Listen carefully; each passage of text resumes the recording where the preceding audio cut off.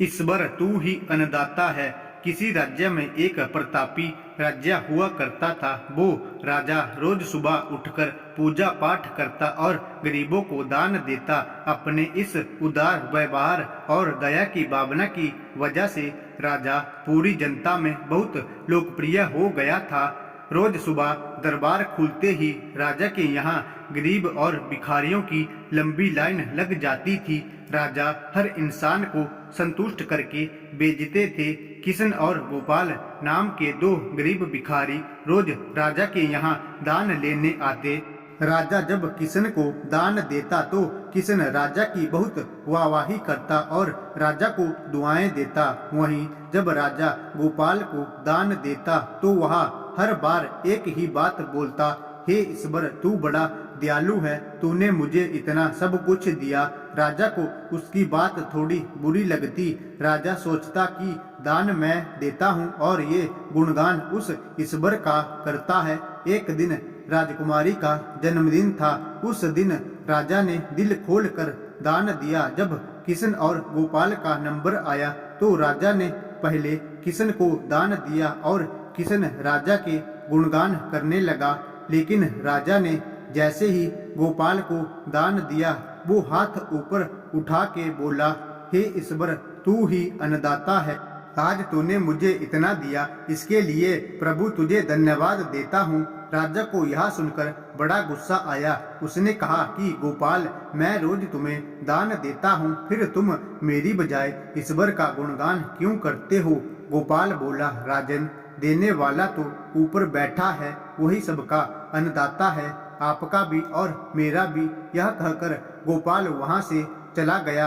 अब राजा ने गोपाल को सबक सिखाने की सोची। अगले दिन जब किशन और गोपाल का नंबर आया तो राजा ने किशन को दान दिया और कहा, किशन मुझे गोपाल से कुछ बात करनी है, इसलिए तुम जाओ और गोपाल को यहीं छोड़ जाओ। और हाँ, आज तुम अपने पुराने रास्ते से मत जाना। आज तुमको राजमहल के किनारे से जाना है, जहाँ से सिर्फ मैं गुजरता हूँ। किशन खुशी खुशी दान लेकर चला गया।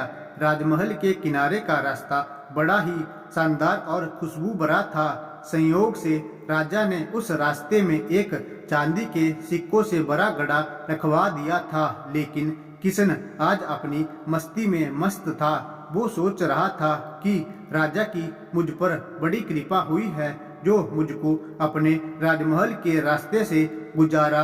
यहाँ से तो मैं अगर आंख बंद करके भी चलूं तो भी कोई परेशानी नहीं होगी।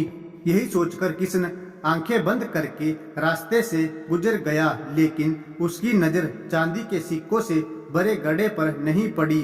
थोड़ी देर बाद राजा ने गोपाल से कहा कि अब तुम जाओ, क्योंकि किशन अब जा चुका होगा, लेकिन तुमको भी उसी रास्ते से जाना है जिससे किशन गया है। गोपाल धीमे कदमों से ईश्वर का धन्यवाद करते हुए आगे बढ़ चला। अभी थोड़ी दूर ही गया होगा कि उसकी नजर चांदी के सिक्कों से भरे घड़े पर पड़ी। गोपाल घड़ा पाकर बड़ा खुश हुआ। उसने कहा, ईश्वर तेरी मुझ पर बड़ी कृपा है, तूने मुझे इतना धन दिया। और वो घड़ा लेकर घर चला गया। अगले दिन फिर जब गोपाल और किशन का नंबर आया तो राजा को लगा कि किशन घड़ा ले जा चुका होगा, इसलिए उसने किशन से पूछा, क्यों किशन, कल का रास्ता कैसा रहा में कुछ मिला या नहीं? किशन ने कहा, महाराज रास्ता इतना सुंदर था कि मैंने तो आंखें बंद करके घर चला गया, लेकिन कुछ मिला तो नहीं। फिर राजा ने गोपाल से पूछा तो उसने बताया कि राजा कल मुझे चांदी के सिक्कों से भरा एक घड़ा मिला। ईश्वर ने मुझ पे बड़ी कृपा की। राजा किशन से बड़ा गुस्सा हुआ। उसने कहा कि आज मैं तुझे धन नहीं दूंगा, बल्कि एक तरबूज दूंगा। किशन बेचारा परेशान तो था, लेकिन कहता भी तो क्या, चुपचाप तरबूज लेकर चल पड़ा।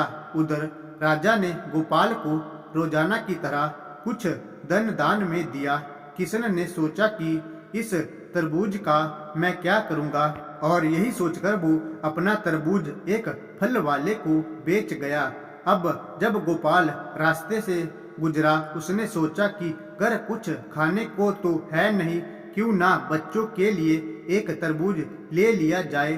तो गोपाल फल बेचने वाले से वही तरबूज खरीद लाया जिसे किशन बेच गया था।